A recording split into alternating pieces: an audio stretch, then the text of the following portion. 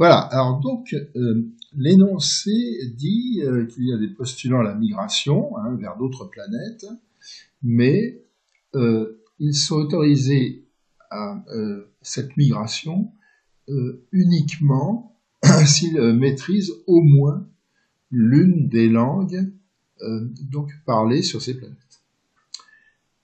Donc ce sont les langues Ayo, le Bibo et le Caddo. Et donc en fait, on peut faire un recensement des postulants au départ sur justement les statistiques sur leur connaissance de langue, et on arrive à l'affichage suivant, 5% maîtrise des 3 langues, 10% le Ayo le Bibo, 15% le Ayo le Caddo, 20% le Bibo et le Caddo, 30% maîtrise le Ayo, 40% le Bibo et 45% le Caddo. Et la question est de savoir quel est le pourcentage de postulants qui seront refusés à l'immigration. Alors, on va, pour simplifier les affaires, appeler la langue Ayo A, la langue Bibo B et la langue Caddo C. Bon. Et donc on reproduit là les pourcentages de l'énoncé dans l'encadré blanc. Et à droite, eh bien, bon, c'est disons un peu le problème des ensembles.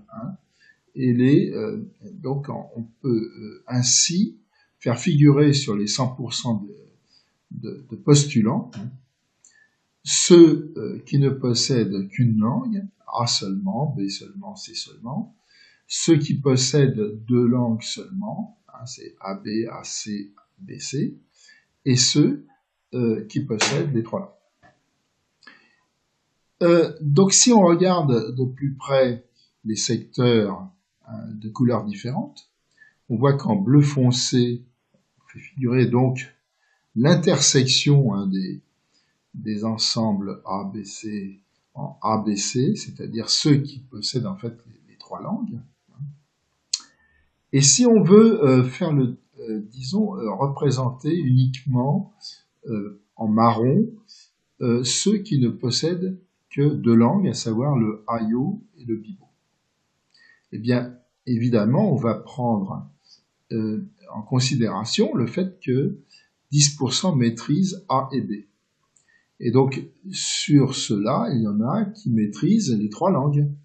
Et donc, il faut à ce moment-là, pour connaître le pourcentage de ceux qui ne possèdent que les 2 seules langues A et B, il va falloir donc soustraire aux 10% qui maîtrisent A et B les 5% qui maîtrisent les 3 langues. On peut faire exactement le même raisonnement pour ceux qui ne possèdent que A et C. Donc on va avoir ainsi à soustraire de 15% 5% de ABC. Et pareil pour ceux qui ne possèdent que B et C. Donc il faudra à ce moment-là soustraire de 20% 5% de ABC. Et on aboutit ainsi à la connaissance exacte de ceux qui ne possèdent en pourcentage que 2 langues uniquement. Si on veut connaître le pourcentage de ceux qui ne connaissent qu'une seule langue, on va prendre le cas A pour Ayo. À ce moment-là, évidemment, il va falloir soustraire des 30% qui maîtrisent A, ceux qui ne maîtrisent que A et B, ceux qui ne maîtrisent que A et C, et ceux qui maîtrisent les 3 langues.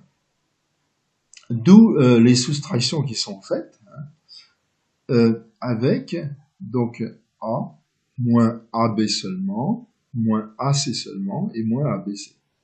Et on aboutit ainsi pour connaître le pourcentage de ceux qui ne connaissent que le Ayo, eh bien on a abouti à 10%.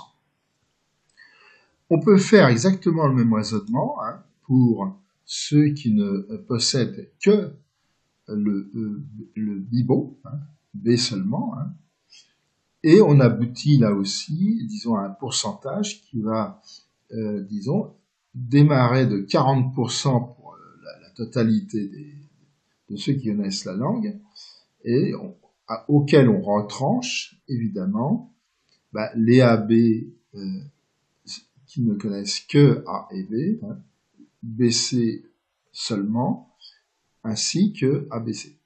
Et on aboutit ainsi à dire que ceux qui ne connaissent que le bibo sont à 15%. Même raisonnement, donc on a compris pour ceux qui ne possèdent que le cadeau, hein, donc c'est seulement.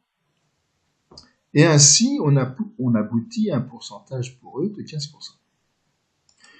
Du coup, le refus, maintenant, peut être calculé assez simplement. Hein, c'est la partie blanche, hein, disons, qui entoure hein, cette part, donc 100% hein, des postulants. Et donc, il faut retrancher à ce moment-là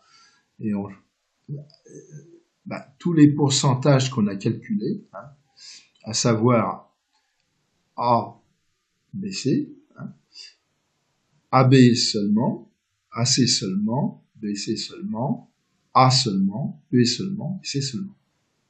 Et donc, quand on fait les calculs, donc ça fait 100% moins 5, plus 5, plus 10, plus 15, plus 10, plus 15, plus 15%, et on aboutit ainsi à 25% de refus. Voilà.